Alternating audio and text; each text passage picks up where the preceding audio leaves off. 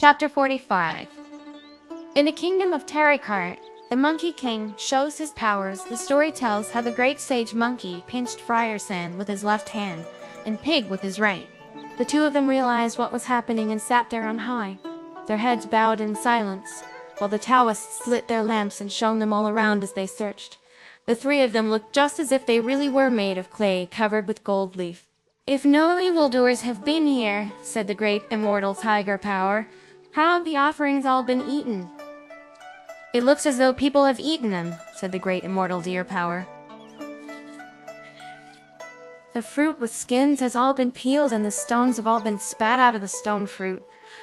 But why can't we see anybody?" "There is no need to be so suspicious, brother," said the great immortal Antelope Power. "I think that the heavenly honored ones must have been moved by our reverence and respect in reciting scriptures and making readings day and night, and by the name of His Majesty.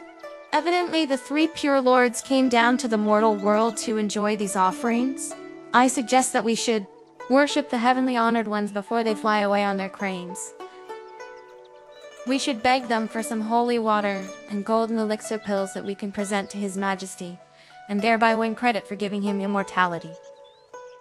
"A good idea," said Tiger Power. "Let there be music and recitation. My disciples," he ordered, "and bring me my ceremonial robes so that I may pace out the dipper dance and pray for immortality for His Majesty." The young Taoists did as they were told and were soon neatly drawn up in two groups. At the sound of a stone chime, they all began to recite in unison the true classic of the way and its power of the yellow cord. Throwing his religious cloak over his shoulders, Tiger Power took his jade tablet in his hands, performed the ritual dance raising the dust before the statues, prostrated himself in respect, and submitted the following memorial to the pure ones. "In fear and trembling I bow my head in submission. We, your subjects, promote the faith and long for your pure emptiness.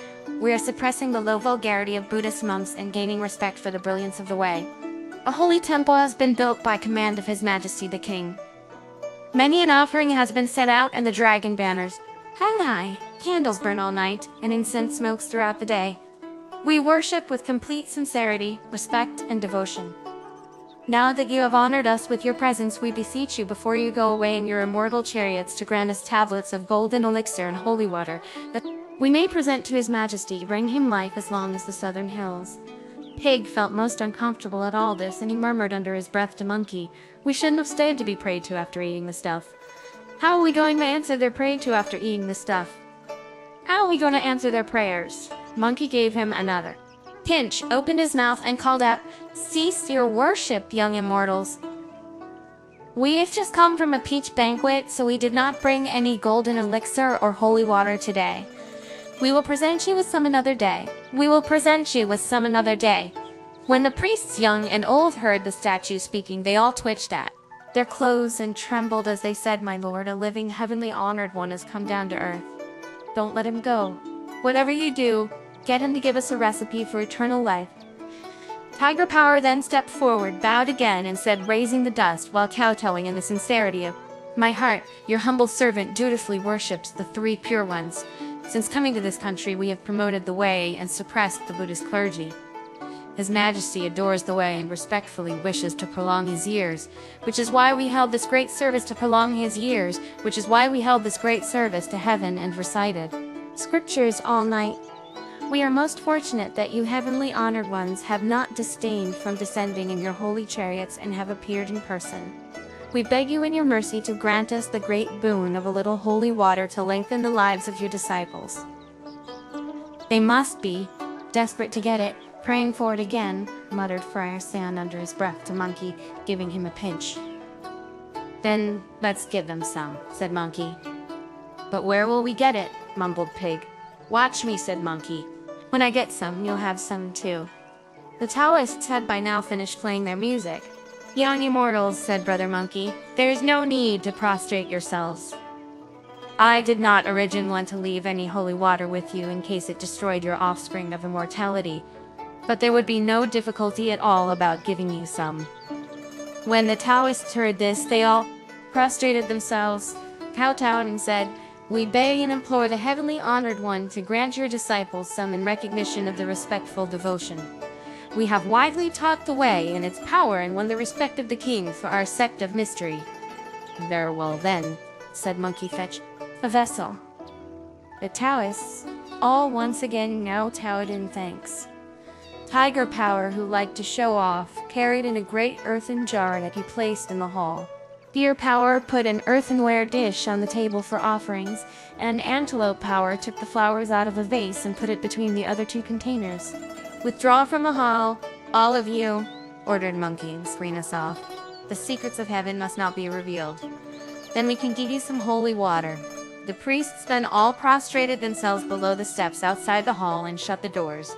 Monkey then stood up, lifted his tiger skin kilt and filled the vase with stinking piss, to the delight of Pig, who said, "In all the years we've been brothers, we've never done this before. I've just eaten, and you asked me to do such a thing."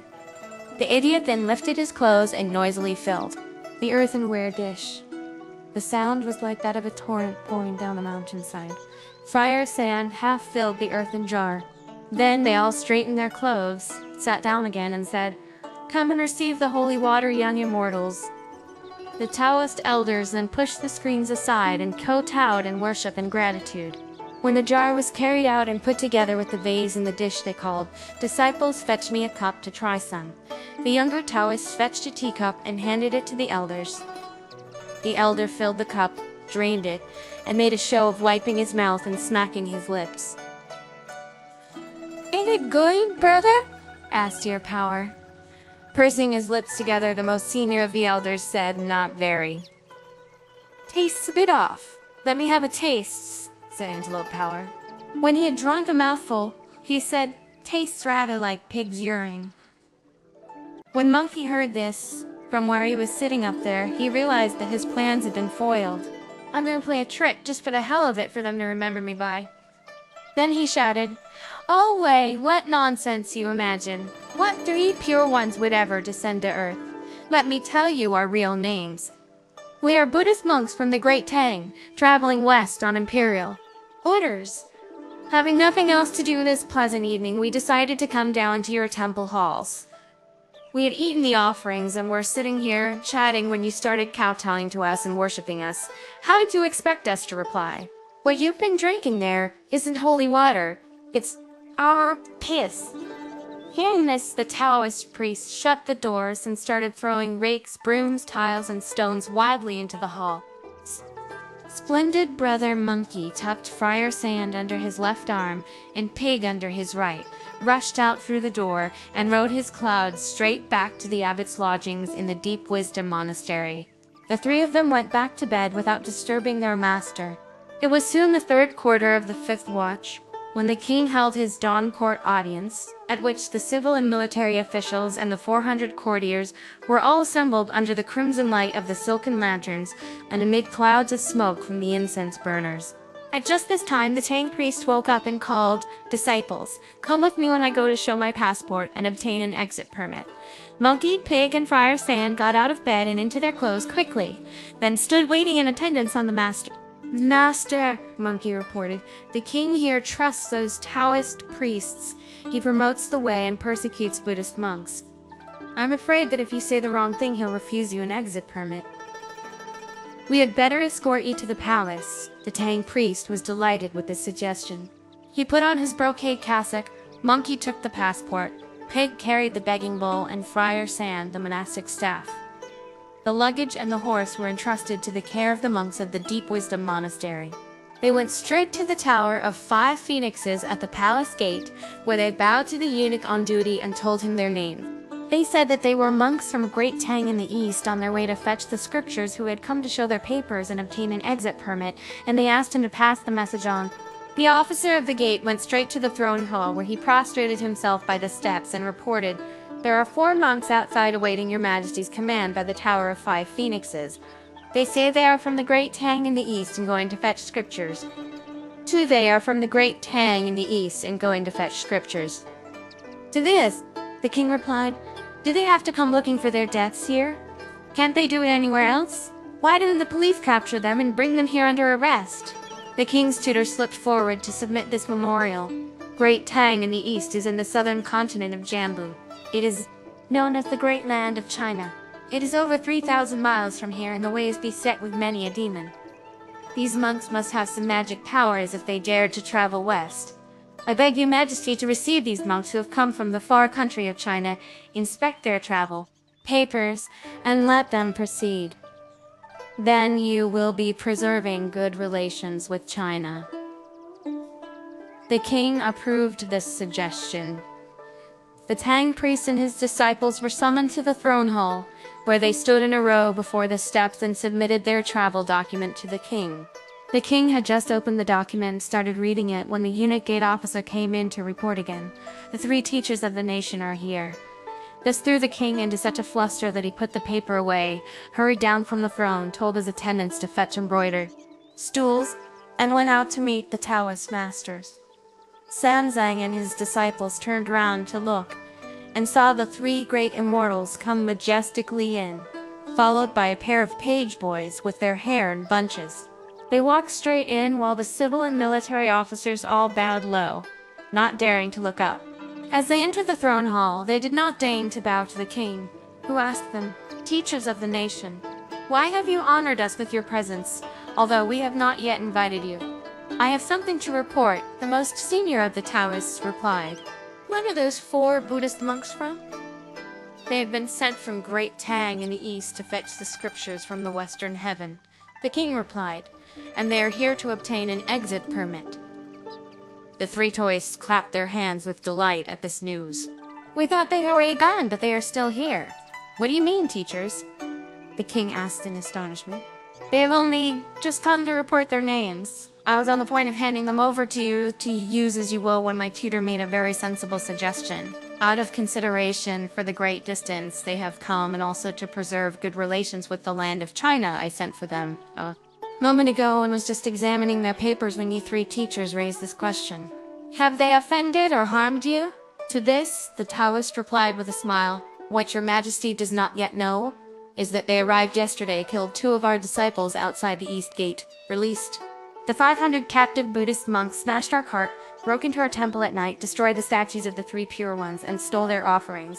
We were so deceived by them that we thought they were heavenly honored ones come down to earth, and asked them for holy water and elixir pills to present to your majesty in the hope of securing eternal life for you. We never expected them to make fools of us by giving us urine. We each drank a mouthful to taste, but when we tried to capture them, they escaped. If they're still here now, it's a case of meeting your enemy on a narrow road." All this made the king so angry that he ordered the execution of the 4 monks. The great sage monkey put his hands together and began to yell at the top of his voice, "Please hold back your thunderous wrath for a moment, your majesty, and allow us Buddhist monks to make our submission. You have offended the teachers of the nation. You have offended the teachers of the nation," the king replied, "and what they say is always right." "He accuses me of coming here yesterday and killing 2 of his disciples," said Monkey. "What witnesses does he have? Even if we admitted the killing, you need only execute 2 of us monks to pay for their lives, and you could release the other 2 to fetch the scriptures. He doesn't have any witnesses either for his accusations that I smashed their cart and freed the captive monks. Even if I had done, that wouldn't be a capital offense. To punish 1 more of us would be enough. When he says I destroyed the statues of the 3 pure ones and made havoc in the Taoist temple, he's deliberately trying to frame and murder me." "Why?" the king asked. "We are all from the east," Monkey replied, "and have only just arrived here. We don't even know our way around the streets, so how could we possibly know what happened in his temple in the middle of the night? If we had given them some piss, they should have arrested us on the spot. They shouldn't make up these terrible accusations now. There are any number of people in the world who give false names. He could not possibly tell that it was me. I hope your majesty will turn your wrath aside and have these charges properly investigated." The king had been wild with fury before, but now that he had heard what Monkey had to say, he could not make up his mind. As the king was wondering what to do, the eunuch gate officer came in once more to report, "Your majesty, there is a crowd of village elders outside the gates awaiting your summons." "What do they want?" the king asked, and ordered them to be sent in. 30 or 40 of them were brought before the throne hall, where they now bowed to the king and said, "Your majesty, there has been no rain this spring, and we fear a drought this summer. We have come here to submit a request to your majesty that you invite the teachers of the nation to pray for timely rain that will save the common people." "You may withdraw," said the king. "There will be rain." The elders thanked him for his mercy and withdrew. "Tang monks," said the king, "do you know why we honor the way and persecute Buddhist monks? When the Buddhist monks of this country prayed for rain some years ago, they did not get a single drop. It was fortunate that heaven sent down to us the teachers of the nation to bring help and deliverance. You have come from afar and offended the teachers of the nation, and you thoroughly deserve to be punished for it. If I spare you for the time being, will you enter a rain-making competition with the teachers of the nation? If you can bring about a good fall of rain that saves the common people, we shall pardon your crimes, return your paper, and let you go. If you fail, you will all be taken to the place of execution and publicly executed. We humble monks know how to pray for things," said Monkey with a smile. Hearing this, the king ordered that the altars be swept clean and sent for his carriage, as he was going to watch the ritual from the Tower of 5 Phoenixes. The officials then moved him in his carriage to the tower, where he was soon seated. The Tang priest stood at the foot of the tower with Monkey, Friar Sand, and Pig, while the 3 Taoist masters sat with the king in the tower. Before long, an official galloped in to report, "Everything is ready at the altar. Will the teacher of the nation please come to the altar?" The great immortal Tiger Power bowed to take his leave of the king, and descended from the tower. Brother Monkey blocked his way and said, "Where are you going, sir?" "To the altar to pray for rain," the immortal replied. "You're being too arrogant," said Monkey. "Why don't you show some courtesy to us monks from far away?"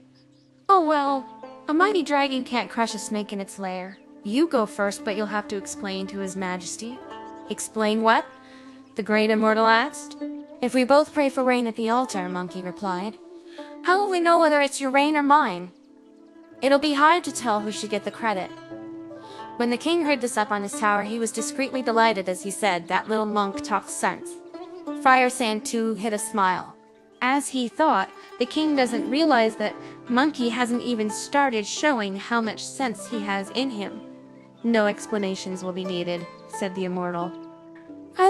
"His Majesty will know whose the rain is." "I'm sure you will," said Monkey. "But we monks from far away have never met you before. If later on both sides made false claims, that would be terrible. We must have it all sorted out before we start." "When I go to the altar," said the great immortal, "this magic wand of mine will give the signal. When it first sounds, the wind will come. The second time, the clouds will rise.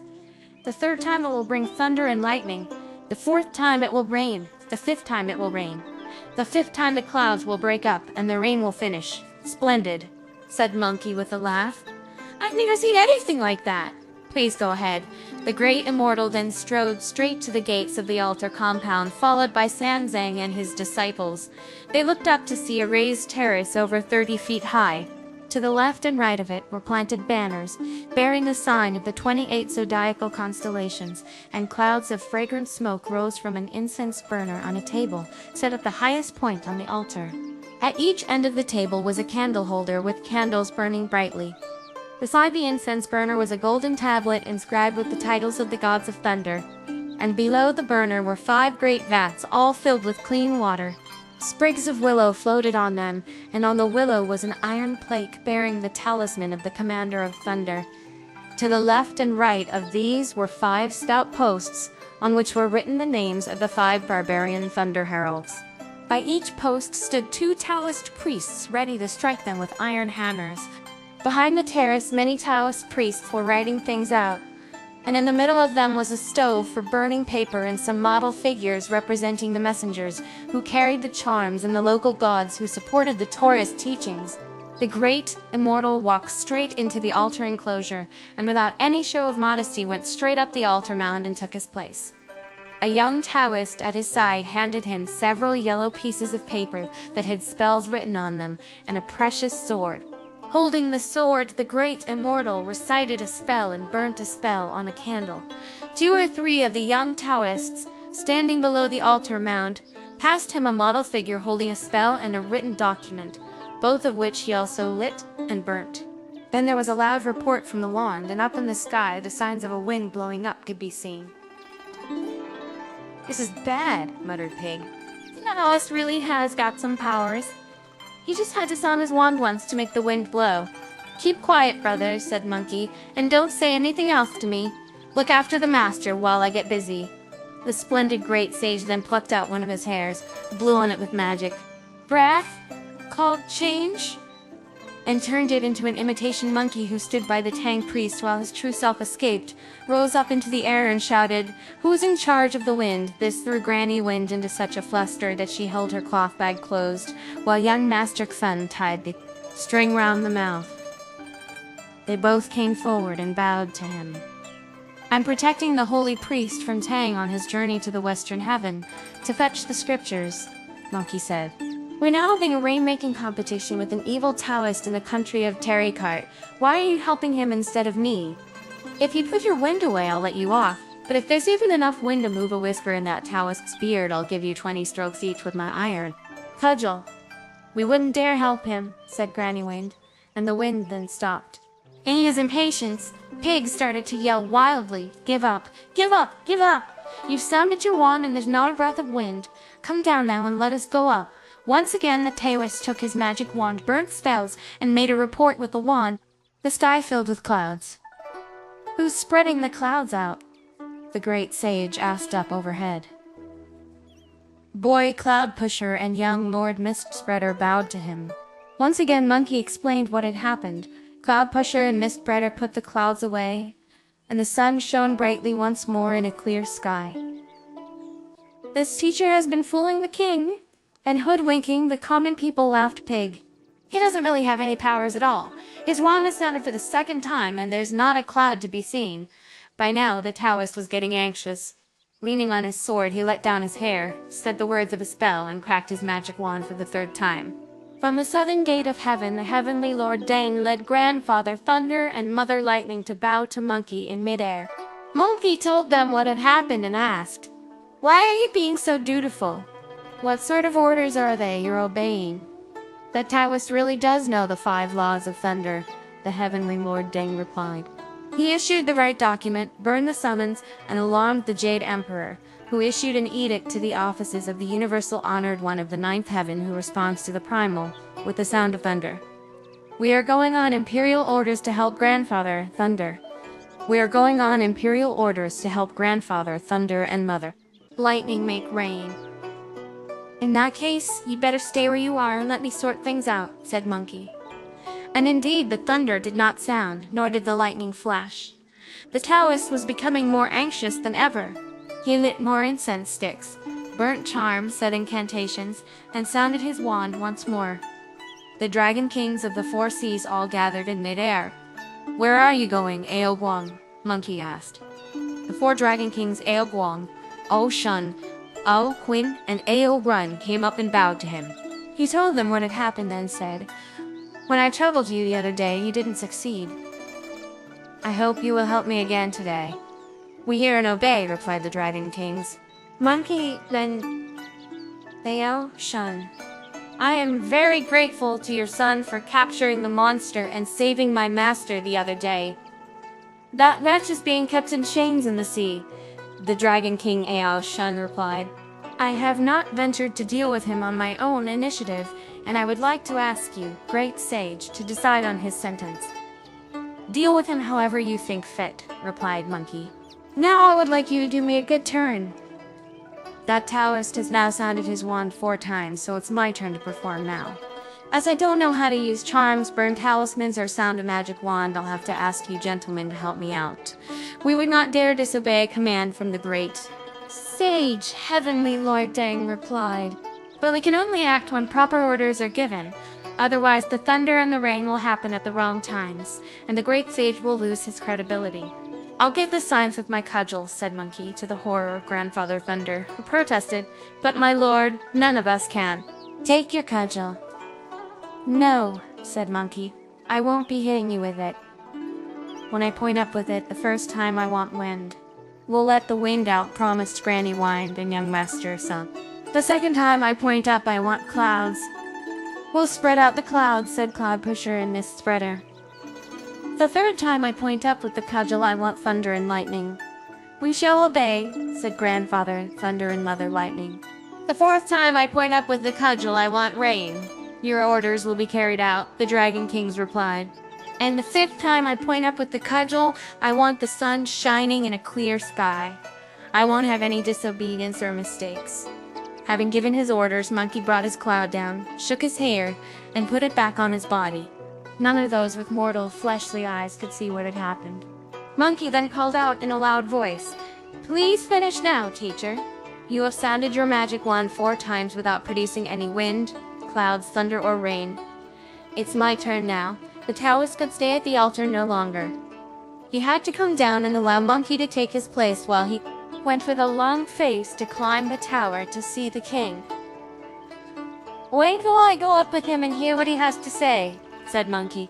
He heard the king asking, "Why was there no wind or rain when you sounded your magic wand 4 times? "We are listening most carefully. The dragons are all out today." "The dragons are all out today," the Taoist replied. "Your Majesty," yelled Monkey, "today the dragons are all in. It was just that the teacher of the nation's magic didn't work and he couldn't get them to come. Just watch how we Buddhist monks can make them come." "Climb to the altar then," said the king. "We shall remain here and await rain." As soon as he received this command, Brother Monkey hurried to the altar compound, tugged at the Tang priest's clothes, and said, "Master, please climb the altar mount." "But I do not know how to pray for rain, disciple," said Sansang. "He's trying to murder you," said Pig. "If there's still no rain, they'll bring firewood along and send you up in flames."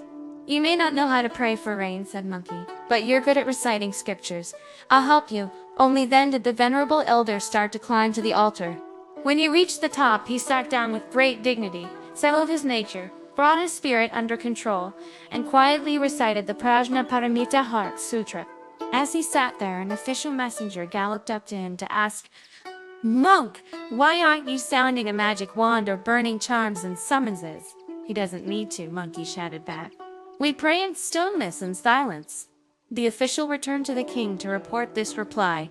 When Monkey heard that his master had finished reciting the sutra, he produced his cudgel from his ear, waved it in the breeze to make it about 12 feet long and as thick as a rice bowl, and pointed it towards the sky.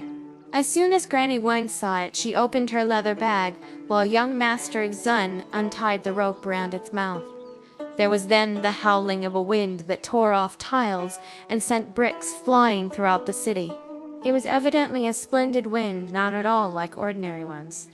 Willows were broken and flowers hurt, trees blown down and devastated woods. The walls collapsed in halls of 9 stories. Beams and columns were shaken in the 5 Phoenix Tower. In the sky, the red sun turned dark, and the yellow dust of the earth began to fly. The officers before the reviewing stand were scared. Terror struck the civil officials in their hall. The beauties of the harem had their hair blown untidy. The royal consort's coiffures were all ruined. Tassels fell from the coronets of nobles. The black silk hat of the premier took wing. The king was too terrified to speak. The eunuchs could not hand in their reports. Senior officials stood in disorder. High-level functionaries broke ranks. Colored pavilions and turquoise screens were ruined. Green windows and crimson doors were wrecked. Bricks and tiles flew from the throne hall.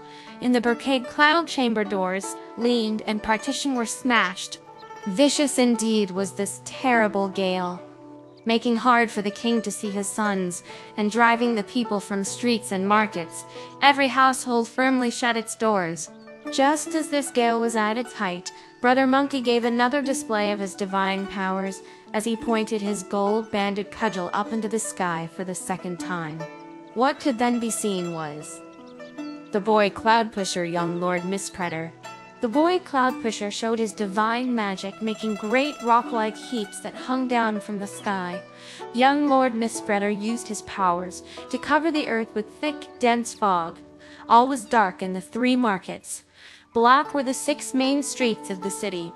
Leaving the sea together with the wind, they appeared with the rain in the Kunlun Mountains, filled heaven and earth in an instant, immediately covered the mortal world. All was reduced to obscurity, and the doors of the 5 Phoenix Tower disappeared. In an instant there was dense fog and thick clouds everywhere. Monkey then pointed his gold-banded cudgel into the air a 3rd time, with alarming results. Grandfather Thunder was angry. Mother Lightning was furious. Grandfather Thunder was angry as he rode backwards on his fire beast down from heaven. Mother Lightning was furious as she left her Dipper Palace, lashing out with her golden snake. The thunder crashed and roared, shaking the Iron Fork Mountain. Brilliant flashes of red silk flew from the eastern ocean. The noise rumbled like carts. The flashes were like rice plants gleaming in the wind.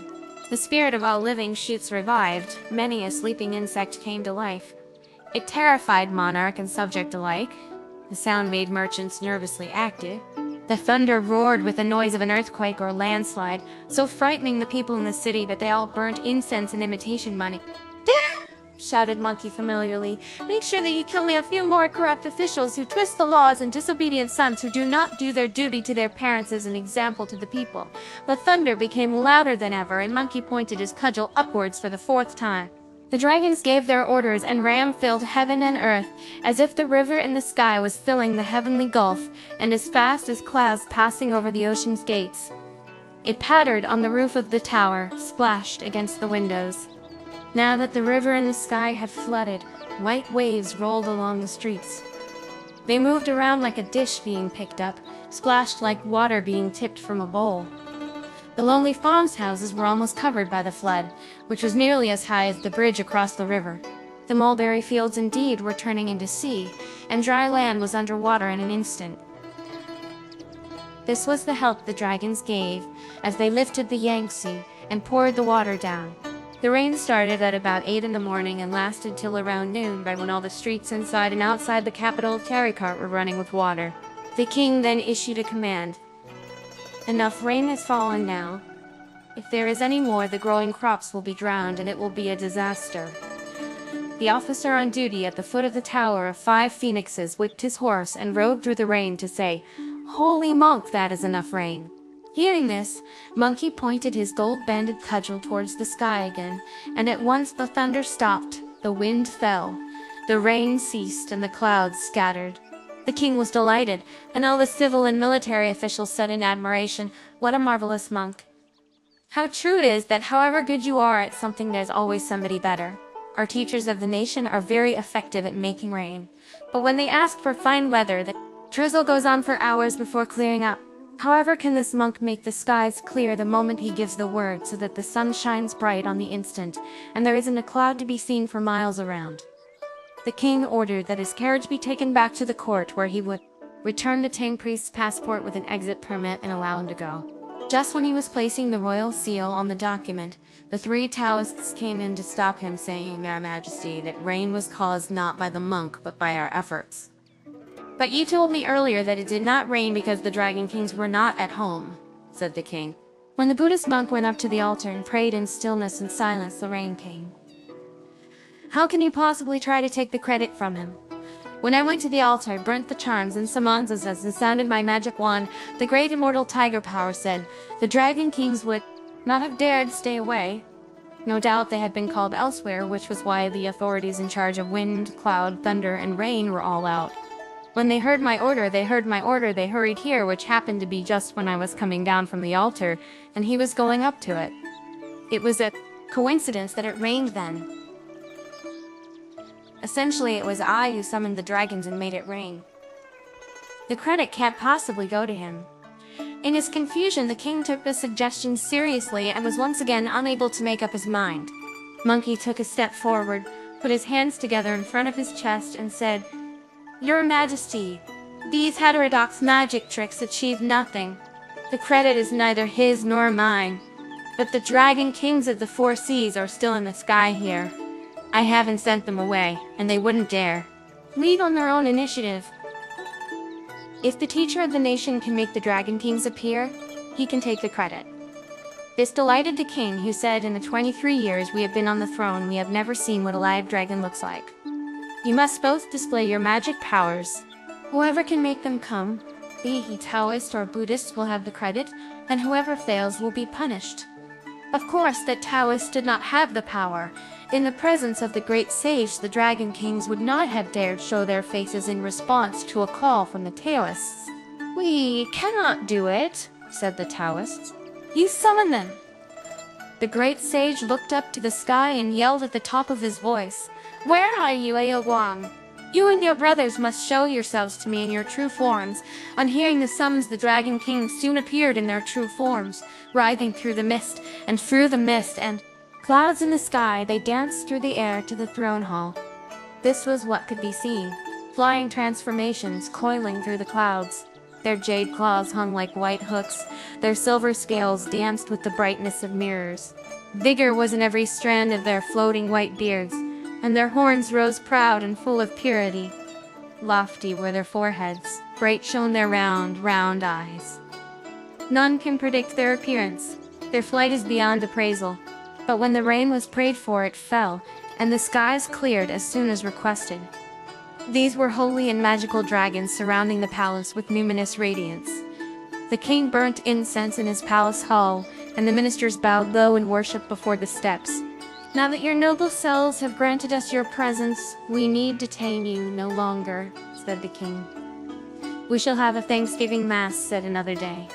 "All you gods may now go too," said Monkey. "The king will have a Thanksgiving Mass," said another day. The Dragon Kings went straight back to their oceans, and the gods all returned to heaven. Indeed, great and boundless is the wonderful Dharma. False faiths are smashed when its truth is revealed. If you don't know how evil was eliminated, listen to the explanation in the next installment.